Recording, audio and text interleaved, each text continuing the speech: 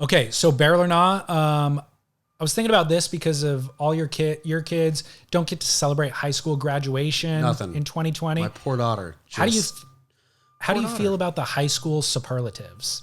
I think that's what they were called. Hit me. This was in the yearbook. Mm-hmm. Best looking. Oh, yeah. Best personality. Best dressed. Best physique. Yep. All of those. And then most likely to be...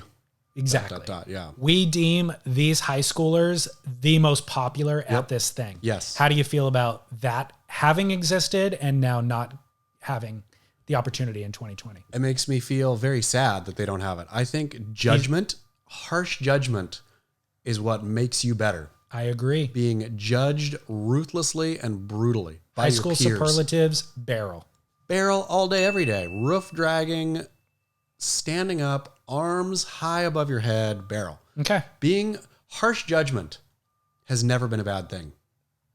When I agree. The mob jumps on and starts beating people up, judging harshly, that's one thing. But the cool kids and or the nerds in this case, right? It's never the cool kids who were the high school yearbook staff. So it's this odd group of nerds typically picking who they think are going to be the best at this. Or I remember we all voted. Really? It was Democratic. I don't think it was Democratic in my high school. Well, I think the yearbook staff picked. So I think obviously beauty is in the eye of the beholder. So clearly, like, you don't want to pick the ugliest person. Yep. That's mean. But let's get real. There is the best looking person in high school. There just is. And sometimes it's a close 1, 2, and 3, but there is a best looking person in high school. Should we celebrate that person for good looks? Not more than the person who's most likely to become president. But we should celebrate Let's talk them. about both. Yes, good looks. Here's the dang thing. Knowing I'm all for climbing out of your status, right? Like, yes, I am all 100%. for being recognized as an ugly person and thinking, you know what? I don't like that. I am going to do everything I can to become beautiful. I'm going to work out. I'm going to, go shopping, whatever I'm going to do. I'm going to eat better, ... But to know you have to be judged and categorized there in order to jump out. If we're all just this mush of the same, Exactly. then nobody's the most good looking. Exactly. I don't want to live in a world, David Lee, where nobody is most likely to be president. And totally. And by the way, for anybody who tries to level the playing field, so to speak, they're lying to themselves. They have attraction to some people more than others. Yep. They have predilections towards you're denying your own, what makes you essentially human. Well, and all you're doing It's then, insane. I think also you're opening it up for kind of insidious, ugly versions because people are always going to judge. And so now what are you going to be judged on your wokeness? Exactly. Or there's going to be some other ugly kind of... Totally hypocritical. Yeah, there's no perfect utopian, we're all wonderful. Now, here's what's weird, though. I was thinking about some of the categories that were in our high school yearbook. Biggest flirt was one of them. Of course. I mean, that's kind of just who was sleeping around the most. Sure. Right? Yeah. When it came, and there was also best physique. That was the chick with the biggest boobs. Yeah. For sure. Yeah. In my school it was. Yeah. I think maybe that changes now. Maybe a more athletic build is more valued nowadays. I mean, it could be the biggest butt at this point. Let's be honest. It could be the biggest butt. butt. To Kim Kardashian. Right. Yeah, but the values change. But so then the person who won gets to change. Right. Great. But it's funny that what the title was always kind of slightly different than what it actually meant. I mean, for sure, at my high school, at least, it was only ever just a popularity contest anyways. True. And so the various popular people would get slotted into wherever they got slotted. Right. And that would be that. But still, that was fun. What did you win any categories? I can't recall. I don't think so. Did you? I got best personality. Nice. Good win. I don't think I would win that today. No, what would you win today? None of them. But I saw a motivational whatever tweet or something the other day, and it was if you met yourself today as a stranger, would you like you? Would you? No, I don't think I would. Would you? I had a real what would you think you were? Aloof and arrogant, probably. Wow. But I think in high school, I cared what people I actually liked people too. Yeah. So I wanted to be liked, and I also wanted to know about people. I was more curious about people, and so I would make a real effort when meeting people to listen to them and talk to them.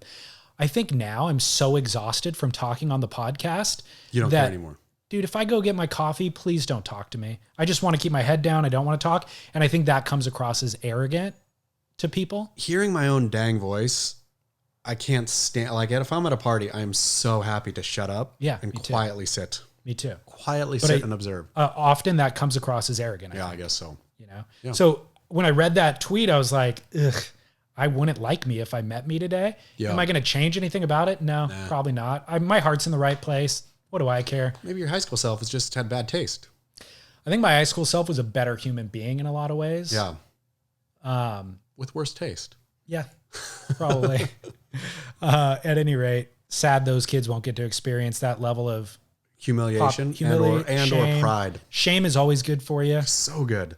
That's why I read Beach Grit comments sometimes. I need to a dose of shame. Slap me in the face with whatever was, ridiculous. Hit me. Okay. Barrel or Nah, number 2, based on Jacob's Air, front traction. Unless you are doing something that requires front traction, i.e. big airs, nah. I'm going no. Yeah. Unless you need it, like front traction as a practical tool for airs, full barrel. If that's what you're going out and doing, if you've never done an air in your life and or don't regularly kick airs, pump down the line with your front traction. But I have some at home. I have never affixed front traction. Maybe it's epic. Have you ever surfed front traction? I've had it on a board that I borrowed last year in Australia. Company that builds the spine technology loaned me a couple of Channel Islands, and one of them had the front traction. And I liked it. It felt good. It was like a corduroy one. Did you have to wax it on top of it? I didn't, no. So it totally stuck. Wax it. It totally worked, and it was comfortable, but I didn't feel comfortable visually because once you have that on your board, everybody else goes, oh, that guy's doing airs, doing crazy airs, which I'm definitely not. So I just look like a kook. Yeah. But wax isn't broken. Like wax for me works. I mean, I love the smell of wax still. I love waxing a board. I'm happy with wax. But now that I think about it, I'm going to give front traction a go. But not a barrel yet? Well, I really harshed it there without ever using it. I'm going to use it. So I'm going to say, I'm going to withdraw my no barrel. I don't like it visually on somebody who's not shredding, but maybe that's my own bad hang up, because maybe maybe front traction is epic. Maybe everybody should have front traction. No, stereotypes exist for a reason. I love them, but I don't know that stereotype personally yet. Okay. I don't know that this one, I'm going to give it a go. I'm going to front traction up. Now, a couple of other practical considerations. Front traction on my mid-length. Ooh, that's definitely a nah. So this is unique to high performance thrusters, but a couple considerations. If you're trunking it. Yeah. Do you get shredded? The one that I was using was the corduroy traction. So it was soft. And I was trunking it. So it was like soft and it felt good on my chest.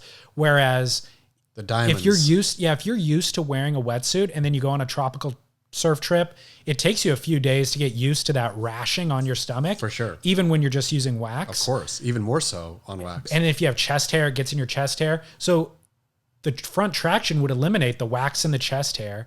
I don't know what it would do for the abrasion if it was the diamond dobbies as opposed to the Velcro or the corduroy. I am going to test this out. I'm going to front traction up. Okay. I have some octopus front traction. Okay. Dion Aegis's. Is that the corduroy signature one? I think it's a corduroy. Yeah. I like that pad. Yeah. All right. So we're going to have to come back and revisit this one later then. Barrel or Nah, number 3, UFOs. I saw that Kelly Slater himself weighed in on the whole UFO thing. What was his take? Well, it was Joe Rogan had posted something about UFOs, and Kelly. That's why I'm bringing it up too. I mean, Kelly just weighed in like about time there was some good news or something like that. So Joe Rogan had on a couple of guests last week who made a documentary about whatever, and really what happened was the CIA, I guess, like released some documents that were previously top secret and basically validating, like, we have an entire budget set aside to study UFOs. Here's the various encounters. They released some videos. I saw the videos. Yeah, here. Which, by the way, the videos are hard for me to even make out. Sure. They're black and white. They're grainy, and there's like When you just see a light move real quick. yeah, but there's kind of multiple lights on the screen, so Yeah. I don't know. It's like when I look at an X-ray for bones. Sure. I can see various what I think are fractures, but they go, no, this one's the fracture. And I go, Yeah. well, what are those other lines? Yeah. You know. So, anyways, the videos I can't make out, but apparently they're meaningful because the UFO moves in these ways that show zero propulsion, like from an internal propulsion source, whatever. Scientifically, they're undefinable. And so they're unidentified flying objects. Are they alien? We don't know, but they're unidentified flying objects. The fact that the CIA said, hey, these things that you guys have conspiracy theorizing about for these last 20 years, we are validating. Yes, we've also have no explanation for them. Then the New York Times wrote a whole article about it, basically validating these fringe characters. Bob Lazar is one of them. They made a documentary about him. I think it's on Hulu or Netflix. You should watch it. It's actually really good. Okay. He was on Rogan a year ago talking about all of this because he worked at Area 51, reverse engineering their alien craft that they had found in the 80s. They had alien craft. He was reverse engineering the technology. He can talk about that? He didn't sign an NDA or whatever? No, he came out in the late 80s, early 90s talking about it, and they basically slandered his character. Okay. Like they deleted all of his admission records from MIT. So journalists were looking into him as a person going, we can't even validate that you're a physicist. Yeah. So like there was all that, but rude. now based on what the CIA released and what the New York Times reported on, it's all validated. Okay. So Lazar's going, yeah, I'm vindicated 20 and 30 years on. Thanks. But because US of government. COVID and because of Black Lives Matter, this isn't even a news story. Like the UFO thing, nobody's even talking about except Rogan. It was weird to me when the whole UFO thing first came out, like where the government admitted, yes, we don't know what these are. These are, for all intents and purposes, these are unidentified flying objects. I mean, that's literally what they are. I thought, wow. But the fact that not that many people cared, I thought, oh, maybe this is right. Yeah. Did everybody just assume that, yeah, there's something out there and we don't know and whatever? There's more questions than there are answers. Sure. So the reality is there's now answers that we didn't have before, but that only opens up more questions. What did the vehicle or whatever look like? Did they talk about it? Yeah. It a looks disc? like what we have all been seen from our childhood. Okay, the flying disc. It's thing. a disc. It's a metal disc, and around the apex of that circumference is a light. Okay. Like a band of light, basically. So when people talk about like being blinded by the light from when the UFO landed, that's what this is. It's like this beam of floodlights that shock you so that you can't see what the thing actually is, really. Okay. And then they have some sort of alien encounter. Fascinating. Yeah. I'm barrel on this. I think it's insanely narcissistic, firstly, to think that we're the only, when you look at the size of the galaxies and the universe, we are this speck of dust. That's Earth. And then we are individual speck of dust on this speck of dust. Like to think that we're the only life form that exists. Now, whether or not it's intelligent life form or any of that, who knows? But to think that we're the only life form that exists is kind of insane. It's fun. I mean, I'm a barrel on it just purely for interest. I mean, it's an interesting wrinkle. It's fascinating. In your day. Now, I don't know if you open up the world of paranormal, like does Bigfoot exist? Yeah. Do ghosts exist? Those are all separate conversations, which are also worth having because it's also interesting. Loch Ness Monster. But as far as UFOs specifically, based on these news stories, I'm going barrel. Let's investigate more. Barrel too. Okay. I'm barrel. I think it's fun. I think it is people who really go down the hole, as it were, and become only interested in it. I think, oh, well, that seems maybe like a waste of time, but maybe even not. I think the problem is for like actual journalists investigating these things, there's probably 90% of it is complete hogwash. And so you get exhausted before you get to the 10% that's actually verifiable fact. And so most legitimate journalists probably just get washed out of it. Did he have any reason for why the government is admitting to this kind of stuff now? Like it seems like all of a sudden they just said, okay, yeah, there's stuff out there that we don't know. We're not saying that it's like alien. We just don't know what it is. I forget why they've opened that up. I mean, is it just a whatever freedom of information kind of thing, or might have been like after a certain number of years, things get. Yeah. Also, I don't understand what they're trying to protect us from. Like, why are they keeping it secret in the first place? Yeah. You know? Fascinating. Who knows? Yeah. Anyway.